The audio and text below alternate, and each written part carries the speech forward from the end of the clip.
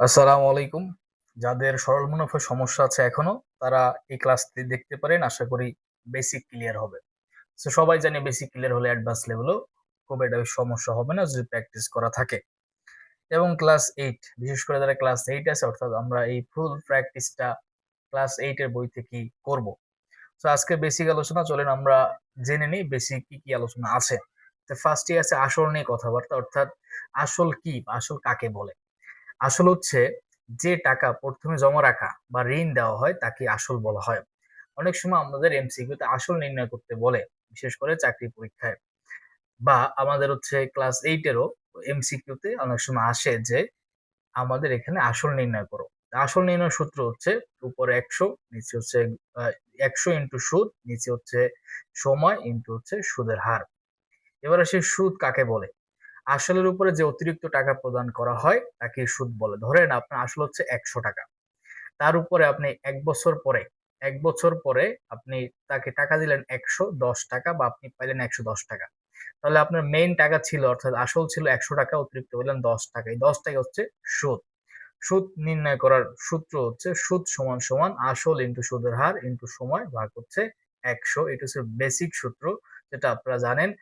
I equal P R N, অর্থাৎ I মানে হচ্ছে মুনাফা বা সুদ, ইকুয়াল পি মানে আসল, আর হচ্ছে রেট অফ ইন্টারেস্ট মানে সুদের হার, আর এন হচ্ছে নাম্বারস অফ ইয়ার্স। এটা আমরা নিচে দেখবো। পরবর্তী আসি সুদের হার, অর্থাৎ 100 টাকায় 1 বছরে যত সুদ দিতে হয়, অর্থাৎ যত দেয় তাকে বলে সুদের হার। যেমন আমরা এটা সুদের হার সবসময় আমরা 100 টাকার উপর বেস করে করি, অর্থাৎ শতকরা। এই জন্য দেখবেন লেখা থাকে শতকরা। তার মানে কি, এটা 100 টাকার উপরে বেস করে করা হয়। তাহলে সুদের হার বের করার সূত্র হচ্ছে গিয়ে উপরে 100, নিচে হচ্ছে মোট সুদ, ভাগ হচ্ছে সময় ইন্টু আসল। এবার আসি সময় কাকে বলে। মূলধন বা আসল যত দিনের জন্য ঋণ দেওয়া হয়, অর্থাৎ মূলধন বা আসল, মূলধনকে বা মানুষ আসলও বলতে পারি, বা মূলধন বা হচ্ছে গিয়ে আসলও বলতে পারি, মূলধনও বলতে পারি। যাই বলি না কেন, এটা যত দিনের জন্য ঋণ দেওয়া হয় তাকেই হচ্ছে সময় বলে। অর্থাৎ 1 বছর, 2 বছর, 3 বছর, ধরো আপনার আসলে 100 টাকা, এইটা আপনি 5 বছরের জন্য ঋণ দিলেন বা ইনভেস্টমেন্ট করলেন, তার মানে এই পাঁচ পাঁচ বছর হচ্ছে আপনার সময়। সময় বের করার সূত্র হচ্ছে 100 ইন্টু মোট সুদ, ভাগ নিচে ভাগ আকারে আসবে হচ্ছে আসল ইন্টু সুদের হার। এবার আসি বীজগণিতীয় প্রতীকগুলোর ব্যবহার।